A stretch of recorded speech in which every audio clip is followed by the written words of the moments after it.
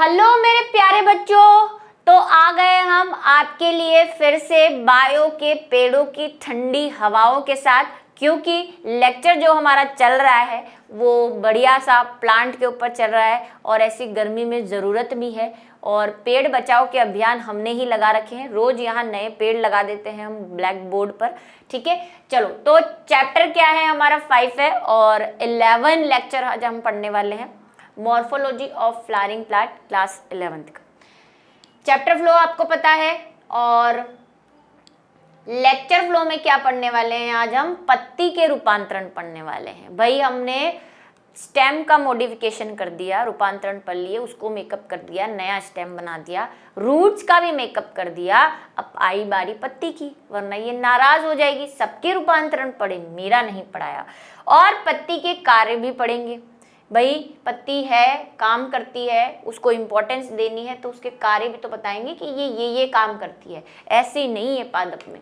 ठीक है, तो सबसे पहले हम पत्ती के रूपांतरण पढ़ लेते हैं। ज़्यादा कुछ है नहीं इसमें ऐसा, और आपने अपने आसपास ये जितने भी मैं एग्जाम्पल लेकर आई हूँ सभी देखे हुए हैं अल्टीमेटली, है ना, मैक्सिमम देखे होंगे। कहीं जाने की भी ज़रूरत नहीं है, पड़ोस में घर से बाहर निकलोगे मिल जाएंगे, ऐसे एग्जाम्पल्स हैं इनमें।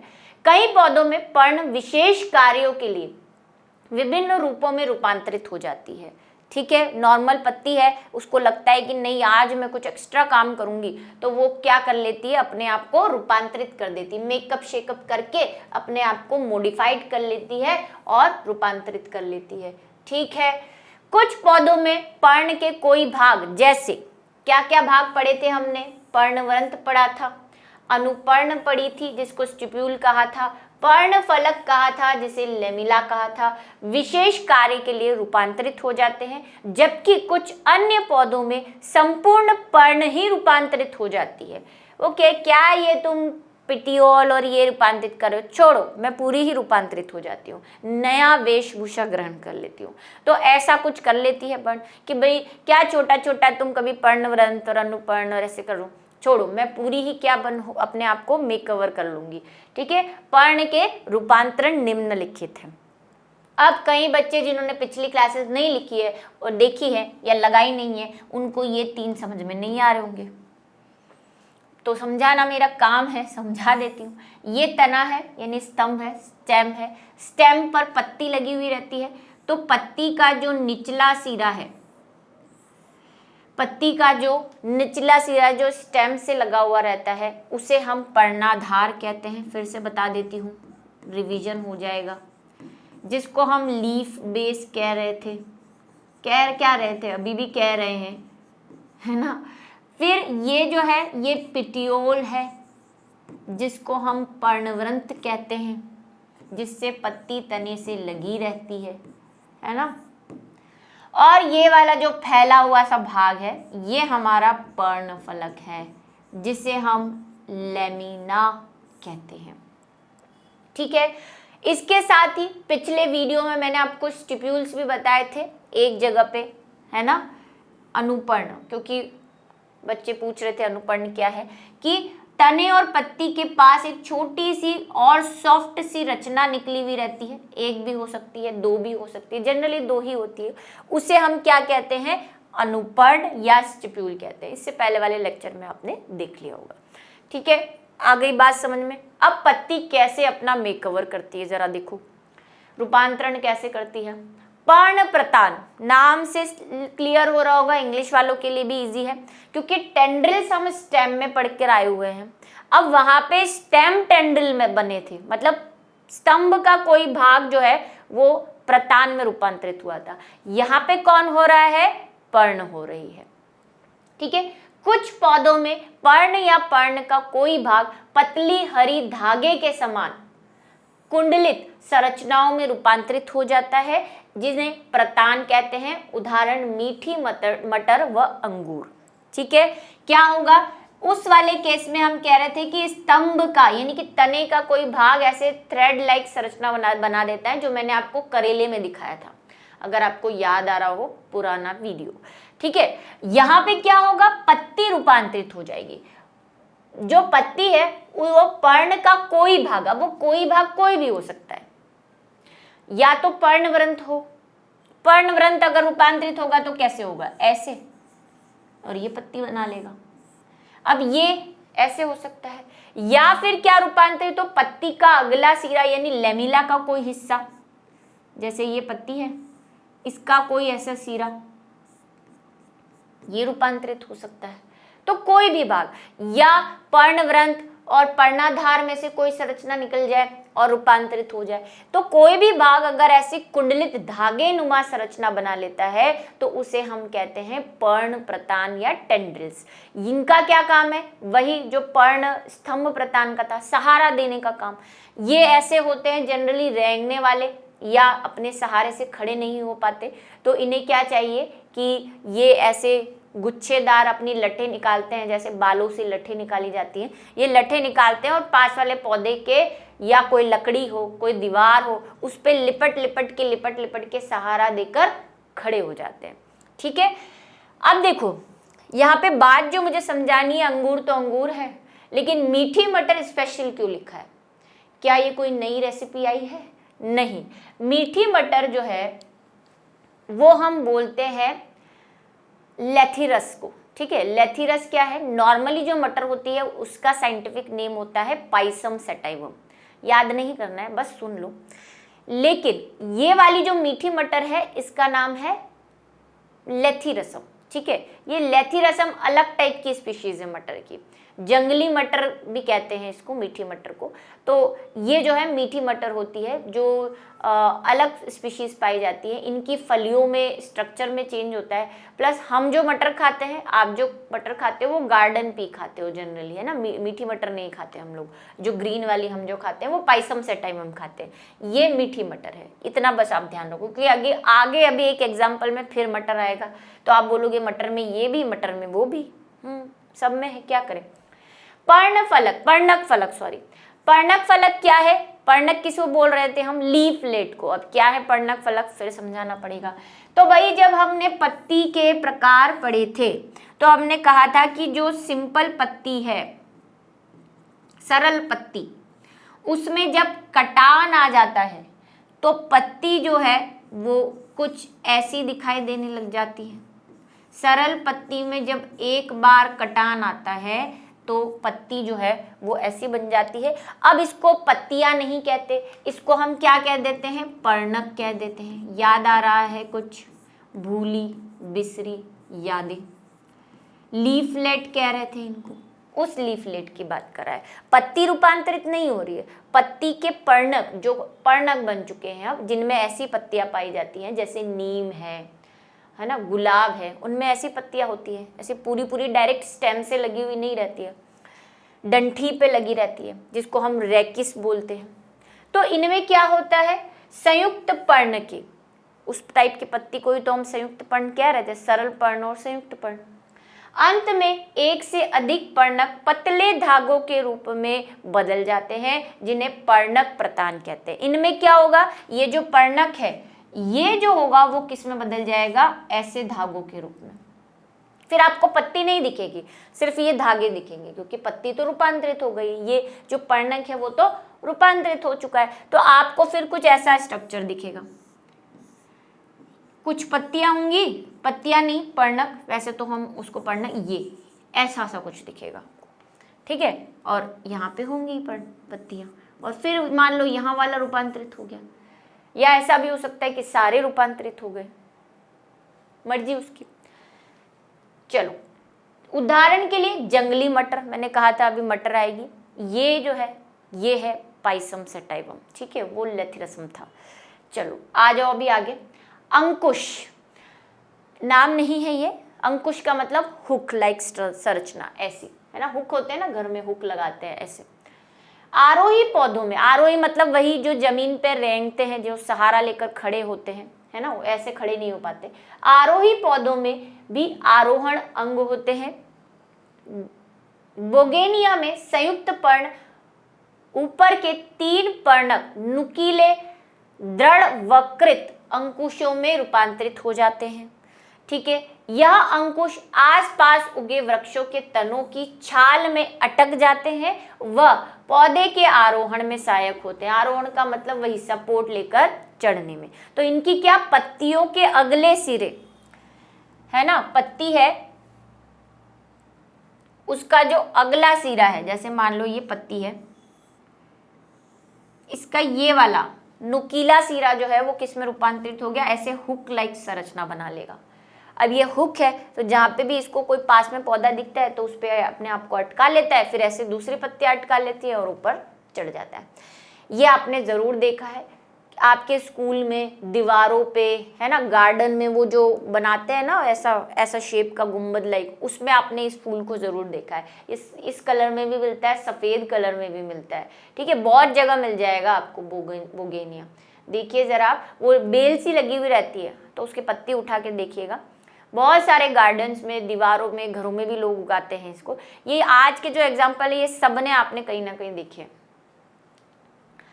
फिर है पर्णशूल। अब शूल का मतलब होता है कांटे या स्पाइन, तो इसमें पत्ती किस में रूपांतरित हो चुकी है, कांटों में, ठीक है। फिल्म देखी हो किसी ने फूल और कांटे, तो यहाँ पे पत्ती और कांटे बने हुए हैं। कुछ पौधों में पर्ण या पर्ण फलक का कोई भाग शूल में रूपांतरित हो जाता है। पर्ण हो जाएगी या फिर पर्ण का कोई भाग हो जाएगा, कांटों में रूपांतरित। शूल एक दृढ़, नुकीली, कठोर संरचना है। कांटा है तो भाई कठोर तो होगा, जो पौधों की रक्षा का साधन है। क्यों साधन है, ताकि इनको कोई खाए ना। और आपने देखे होंगे ऐसे बहुत से पौधे जिनमें कांटे लगे हुए रहते हैं, उनको एनिमल्स खाते नहीं हैं। उदाहरण आपने देखा है, जनरल सा उदाहरण है ग्वारपाठा, जिसको हम एलोवेरा भी कहते हैं, आजकल बड़ा फेमस है ना। बाबा रामदेव ने बहुत फेमस कर रखा है एलोवेरा का जूस पियो, है ना। घरों में लोग उगाने लग गए हैं, स्किन पे ऐसे लगाते हैं उसका जेल काट काट के, है ना। बहुत सारे एड़िया फटती नहीं है ना, बहुत सारी चीज़ें आपने सुनी होंगी। एलोवेरा की पत्तियां सबने देखी हैं, कैसी होती हैं, ऐसी लंबी पत्ती नहीं होती। अब मैं फिर है ना क्लियर कर देती हूँ, अभी कंफ्यूज हो जाओगे, है ना। पत्ती तो उसकी किस में रूपांतरित हो गई है, कांटों में। जो होती है वो क्या होती है, ये ऐसे कांटे देखे होंगे, ऐसे उस पर लगे हुए रहते हैं। अभी फोटो भी बताऊंगी, चिंता ना करो, ठीक है। तो पत्तियों के ऊपर जो है, पत्ती या पत्ती का कोई भाग, तो वो जो है वो कैसा, गूदेदार। पत्ती तो कैसी हो जाती है, फ्लैशी हो जाती है, जेल निकलता है ना उसके अंदर से, और कांटे बना देती है। उसकी जो बाहरी मार्जिन होती है वो क्या बना लेती है, कांटों में रूपांतरित हो जाती है। सबने एलोवेरा देखा है। आर्जीमोन, भैया ये भी सबने देखा है। ये तो आपके घर के बाहर निकलती है, अगर प्लॉट खाली पड़ा है उसमें येलो कलर का फ्लावर आपको दिखेगा, अभी फोटो बताऊंगी। ये आर्जीमोन है, पूरा नाम इसका आर्जीमोन मैक्सिकाना है, बहुत फेमस है भाई, बहुत दिखता है। सत्यानाशी, क्योंकि ये क्या कर देता है, सत्यानाशी क्यों कहते हैं इसको, क्योंकि ये मैंने कहा खरपतवार है, ये है ना, वीड है, कहीं भी उग जाता है। तो जहाँ जगह मिली वहाँ उग जाता है, खेतों में उग जाएगा तो फिर जो फसल को न्यूट्रिशन मिलने चाहिए वो फिर ये खा लेता है। और इसके कांटे वो भी बहुत चुभते हैं, है ना। खजूर में देखे हैं सबने, खजूर का झाड़ू बनाते हैं, वो उसकी पत्तियों का ऊपर वाला हिस्सा कितना नुकीला सा होता है। झाड़ू खजूर का अगर देखा हो, वो जो बड़ा सा झाड़ू आंगन वांगन साफ करने के लिए यूज़ करते वो, तो खजूर में भी देखे हैं। ये देखो, ज़रूर देखा है आपने, मेरे को पता है आपने देखा है, आर्जीमोन मैक्सिकाना, ठीक है। कैसा होता है ये, ऐसी पत्तियाँ होती है इसकी, ऐसी जैसी दिख भी रही है, और यहाँ पे कांटे लगे होते हैं ऐसे, और ये येलो कलर का फ्लावर लगा होता है इस पे। इसको अभी हम बात करते हैं। इसका साइंटिफिक नेम मैंने बताया, आर्जीमोन मैक्सिकाना नाम है इसका। जनरली एक ही फूल लगता है इस पे, अभी फूलों की बात करेंगे तब फिर से आएगा ये। अब बात करते हैं शल्कपर्ण की या स्केल्प लीफ की, ठीक है। कुछ पौधों में पत्ती पतली, शुष्क, कागज या झिल्ली के समान हो जाती है। पत्ती होती ही नहीं है, पेपर लाइक बन जाती है, शल्क लाइक बन जाती है, ये भी हमने देखी है। यह प्राय हरी नहीं होती, इसे शल्कपर्ण कहते हैं। भूमिगत स्तंभ जैसे प्रकंद, राइजोम, जिसका उदाहरण हमने अदरक देखा था, धनकंद, कॉम, जिसका उदाहरण हमने अरबी देखी थी, शल्ककंद यानी कि बल्ब, जिसका उदाहरण हमने प्याज देखा है। ये सारे हम पढ़ चुके हैं तनों के रूपांतरण में। क्या क्या पढ़ा हमने, प्रकंद में तो अदरक देखी थी और मैंने वीडियो भी बताया है उसका।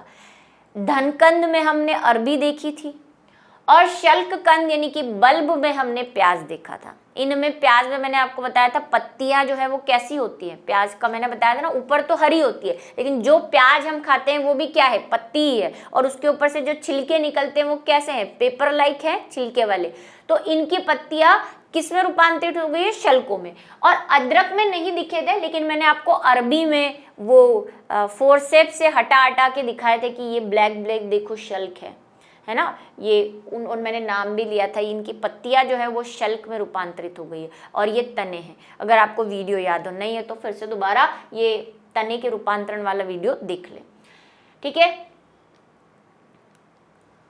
इसीलिए आज की क्लास में मैंने कोई वीडियो नहीं बनाया है, क्योंकि ये सब चीज़ें हम देख चुके हैं कहीं ना कहीं, और बाकी जो ग्रुप में है उनको मैं जब मिलेगा तब दिखा दूंगी ग्रुप में, ठीक है। पर्णाभ व्रंत, यह पर्णव्रंत का रूपांतरण कुछ पौधों जैसे कि ऑस्ट्रेलियन अकेशिया में पिच्छाकार संयुक्त पर्ण, अब ये सारी पर्ण हम पढ़ चुके हैं। पिच्छाकार संयुक्त पर्ण क्या होती है, अभी जो बनाई थी वैसी ही, एक पिच्छकी, द्विपिच्छकी, त्रिपिच्छकी, है ना। तो पिच्छाकार संयुक्त पर्ण जो होती है, यानी पिन्नेटली कंपाउंड लीफ जो होती है, जो तरुणावस्था में ही झड़ जाती है, भाई इसका तो खेल ही खत्म हो जाता है। लेकिन और पर्णवंत चपटा फैला हुआ पत्ती के समान हो जाता है। इसका जो पर्णव्रंत है, पत्ती गई, भगवान को प्यारी हो गई, मिटा दो इसको यहां से। पहले पत्ती हुआ करती थी किसी जमाने में, मतलब किसी एज में, पत्तियां गायब हो जाती है, बचता क्या है, पर्णवंत। अब फोटोसिंथेसिस कैसे किया जाए, क्योंकि फोटोसिंथेसिस तो पत्तियां करती हैं, तो ये कहता है अब कुछ तो करना पड़ेगा, तो ये खुद पत्ती जैसा लंबा हो जाता है। ये जो पर्णवृंत है ना, ये मॉडिफाइड होके ऐसा पत्ती जैसा हो जाता है। हमें लगेगा ये पत्ती है, लेकिन ये पत्ती नहीं है, ये पर्णवृंत है, ठीक है। अब आप बोलेंगे ये कैसे पता चलता है कि ये पत्ती नहीं है। जब आप इंटरनल स्ट्रक्चर पढ़ेंगे, आने वाले हैं सबके, तो तने का इंटरनल यानी सेक्शन काटेंगे तो उसमें अलग संरचनाएं दिखती हैं, और तने में तो हम बाहर से भी बोलते हैं कि पर्व संधियां पाई जाती है ना। पत्ती की अलग संरचना होती है अंदर से, जड़ की अलग संरचना होती है अलग से, और पर्णवृंत किसका भाग होता है, वो तो तने का भाग होता है, तो उसकी संरचना तो तने जैसी होगी, और पत्ती की संरचना अलग होगी अंदर से। तो जब हम इसका सेक्शन काटेंगे तो इसका राज खुल जाएगा, ये अंदर से तने जैसी संरचना लेकर बैठा हुआ है, ठीक है। बात समझ में आई, ऐसे पता चलता है। अब आप बोलोगे जब आपकी मर्जी होती है आप क्या देते हो, पत्ती है, कभी कहते हो तना है, ऐसे मेरी मर्जी नहीं चलती। बायो के प्रैक्टिकल्स इस बात का गवाह है, हमारे पास सबूत है, योर ऑनर, हमारे पास सबूत है, ठीक है। पर्णवृंत चपटा हो जाता है, फैल जाता है, पत्ती के समान हो जाता है, संयुक्त पर्णक की अनुपस्थिति में सामान्य पर्ण का कार्य करता है, मतलब वही फोटोसिंथेसिस करता है। वही जो डायग्राम जो पीछे दिखाया था मैंने फोटो, उसको देख लो, ये है ऑस्ट्रेलियन अकेशिया, ठीक है, क्योंकि ऑस्ट्रेलिया में ज़्यादा पाया जाता है। इसमें ये जो आप देख रहे हैं, जो आपको पत्तियां दिख रही हैं, वो पत्तियां नहीं हैं, क्या है वो पर्णवृंत है, जो पत्तियों जैसे हो गए हैं, ठीक है। समझ में आई बात। और अगर आप इसको ध्यान से देखेंगे तो ये सीधे तने से लगे हुए हैं, इनमें पर्णवृंत भी नहीं है। देखो ये पत्ती सीधे तने से लगी हुई, पर्णवृंत जैसी कोई संरचना इनमें है ही नहीं, मतलब डायरेक्टली ये ऐसे हैं, ऐसे तो हो ही नहीं सकती, क्योंकि पत्तियों में तो पर्णवृंत होता है। अब यहाँ पे देखो पर्णवृंत ही नहीं है, इसका मतलब ये खुद पर्णवृंत है, पत्ती तो गायब हो चुकी है। समझ में आई बात को? यस। अभी पुष्पक्रम भी पढ़ना है। एक पुष्पक्रम मुझे यहाँ दिखाई दे रहा है, स्पाइक प्रकार का है पुष्पक्रम है ये, इसको देख लो, फिर मैं नाम लूंगी तब याद दिलाऊंगी। स्पाइक प्रकार का पुष्पक्रम। चलो आगे चलते हैं। गूदेदार पर्ण, ये एग्जाम्पल भी आपने देखा हुआ है। फ्लैशी लीव अभी मैंने बोला था। इसमें पर्ण भोजन या जल संग्रह करने के लिए रूपांतरित हो जाती है, और यह पर्ण खाने के काम भी आती है। वही मैंने कहा बाबा रामदेव जी के नुस्खे, ग्वारपाठा जिसको हम एलोवेरा कहते हैं, प्याज व लहसुन। अभी मैंने कहा प्याज की, वो जो हम प्याज खाते हैं, वो जो लेयर्स होती है प्याज में, पहले भी बता चुकी हूँ, ये जब हमने रूपांतरण देखे थे तने के, कि ये जो प्याज की जो लेयर्स निकलती हैं ये क्या होती है, पत्ती होती है, फ्लैशी हो गई है, वो मोटी हो गई है, और ऊपर भी निकलती है हरी वाली, लेकिन नीचे वाली मॉडिफाइड हो जाती है। ठीक है, लहसुन में भी मैंने आपको बताया था कि जो लहसुन है उसमें ये जो कलियां आपको दिखती है वो क्या है, वो मॉडिफाइड लीव्स है। ये जब हमने तना पढ़ा था मैंने आपको बताया था, और हर एक कवर में रूपांतरित होती है, शल्क पर्ण होते हैं उनमें। ठीक है, खाना भोज्य पदार्थों के संग्रह के कारण ये कैसी हो जाती है, मोटी। और एलोवेरा की अभी देखी, मोटी पत्ती होती है उसकी, उस पर कांटे लगे होते हैं। घट पादप जिसको हम नेपेंथिस कहते हैं, घट पादप या नेपेंथिस में कीटों को पकड़ने के लिए घड़े के आकार की एक संरचना होती है जो पर्ण का रूपांतरण होती है। ये सबने पढ़ा है बचपन में, है ना, फिर से पढ़ लो, क्या ही बुरा है। तो ये नेपेंथिस है, आपने पढ़ा है कि एक ऐसा पौधा जो कीड़े खाता है, तो इसकी जो पत्ती है वो किस में रूपांतरित हो जाती है, घट में, और ऊपर वाली पत्ती एक ढक्कन बना लेती है, और कोई भी कीड़ा जब अंदर जाता है तो ये ढक्कन बंद हो जाता है। इसके अंदर बहुत सारे बाल, ऐसे हेयर लाइक स्ट्रक्चर होते हैं जिसमें कीड़ा फंस जाता है, फिर ये सिक्रीट करती है उस पर जूसेस, एंजाइम, कीड़ा का डाइजेशन हो जाता है, जो जो इसको चाहिए वो अवशोषित कर लेती है, बाकी एक हवा का झोंका आता है और कीड़े का जो बचा कुचा मटेरियल है वो बाहर त्याग दिया जाता है। ठीक है, ये है नेपेंथिस। और एलोवेरा ये रहा। कोई ऐसा बच्चा हो जिसने एलोवेरा नहीं देखा है, या मेरे ग्वारपाठा हिंदी और इंग्लिश बोलने पे भी उसे नहीं पहचान में आ रहा हो, तो देख लो। इसकी ये फ्लैशी पत्ती है, सबने देखी है, और ये इसके कांटे हैं जो पत्तियों के आगे ऊपर, तो दोनों में ये आता है। शूल वाले में भी एलोवेरा का एग्जाम्पल देना है, और फ्लैशी पत्ती यानी कि मासल पत्ती में भी देना है। मासल पत्ती में तो प्याज लहसुन का भी दे सकते हो। ठीक है, आ जाओ, अब ये सारे एग्जाम्पल हमने हमारे आसपास देखे हुए। अब बात कर लेते हैं हम काम की। हाँ, कार्य करने हैं ना, मैं पर्ण के कार्य। अभी आप बोलेंगे इतनी देर से हम कैसी बातें कर रहे थे, अब काम की बातें कर रहे हैं, तो अभी भी काम की ही बातें कर रहे हैं, लेकिन पर्ण के काम की बातें कर रहे हैं। ठीक है, प्रकाश संश्लेषण जो जग जाहिर है, मैं किसी को बताने की जरूरत नहीं है कि पत्तियां जो है प्रकाश संश्लेषण करती है। पौधे इस प्रक्रिया के लिए पर्णहरित CO2 जल, सूर्य के प्रकाश का उपयोग करके कार्बनिक खाद्य पदार्थ को, खाद्यों का निर्माण करते हैं। अब ये कार्बनिक क्या है, जो स्टार्च या ग्लूकोज पत्तियां बनाती हैं उनको कार्बनिक पदार्थ कहते हैं। ठीक है, इससे पहले मैं 11वीं की कई स्टार्टिंग क्लासों में कार्बनिक और अकार्बनिक में अंतर बता चुकी हूँ। इनमें से किसी एक के भी अभाव में यह प्रक्रिया पूरी नहीं हो सकती।